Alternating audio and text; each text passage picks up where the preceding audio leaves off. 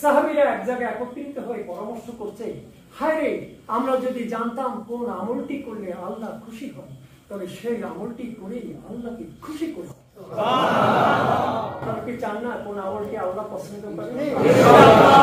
অনেকে দেখেন বাবা মাকে পছন্দ করে, তার বাবা মা কি পছন্দ করে খুশি করবে। যেমন আমার বাবা পছন্দ করতেন গরুর গোশত, ঠিক আছে? আমাদের বাসায় যখন যেতেন আমি তার জন্য গরুর গোশত কিনে নিয়ে আসতাম। আমার মিসেস খুশি হয় ইলিশ মাছ কিনলে, আমি তখন ইলিশ মাছ কিনে নিয়ে আসতাম। আমার ছেলে খুশি হয় মুরগি গোশত কিনলে, আমি সেটা করতাম। অর্থাৎ প্রাণপ্রিয় মানুষ যারা, তাদেরকে খুশি করার জন্য যে কাজগুলো করতে হয় সে কাজগুলো মানুষ করে থাকে। তো সাহাবীরা বললেন, নামাজ পড়ছি, রোজা রাখছি, হজ করছি, যাকাত দিছি, তাসবিহ তাহলিল জিকির আজকার কত কাজ আমরা করছি। এই কাজের মধ্যে কোনটা সবথেকে ভালো, যেটা আল্লাহ যদি খুশি হতো, তাহলে আমরা সেটা করি, আমার জীবনকে আমি উৎসর্গ করি। কথা বলা শেষ, সাইয়্যিদ আলী আল্লাহর হেডকোয়ার্টারে খবর পৌঁছে গেছে।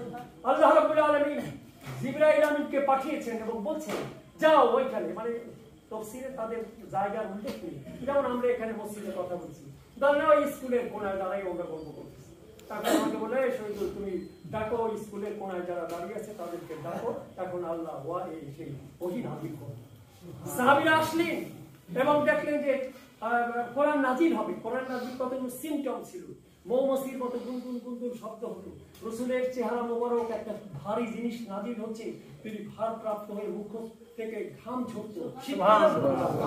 এরপরে আবার দেখতো উটের উপরে যখন উনি থাকতেন, তখন ওহী নাযিল হলে উট আবার এখানে হাঁটু গেড়ে, মানে এত ভার তিনি সইতে পারতেন।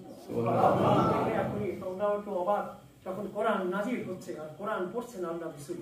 বিসমিল্লাহির রহমানির রহিম। ইন্নাল্লাহা ইউহিব্বুল্লাযীনা ইউকাতিলুনা ফি সাবিলিহি সাফফান কাআন্নাহুম বুনিয়ানুম মারসুস ইউরিদুনা লিয়ুতফিউ নূরাল্লাহি বিআফওয়াহিহিম ওয়াল্লাহু মুতিম্মু নূরিহি ওয়ালাউ কারিহাল কাফিরুন হুয়াল্লাযী ইয়ারসালু রাসূলাহু বিল হুদা ওয়া দীনিল হক লিইয়ুযহিরাহু আলাদ দীনি কুল্লি ওয়ালাউ কারিহাল মুশরিকুন। এ পড়ে যাচ্ছেন শুধু, তারা আরবি ভাষার লোক, আপনারা তো ভালো করে বুঝতে পারলেন না, যারা হুজুর আছে তারা কি বুঝতে পারবেন। এখানে আল্লাহ রাব্বুল আলামিন যে কোরআন নাযিল করেছেন, প্রথমে আল্লাহ রাব্বুল আলামিন ভালোবাসেন ওই মানুষগুলোকে যারা সীসা ঢালা প্রাচীরের মতো ঐক্যবদ্ধ হয়ে আল্লাহর দ্বীন এই জমিনে কায়েম করার সংগ্রাম করে। এই কাজটাই আল্লাহ বেশি পছন্দ করেন।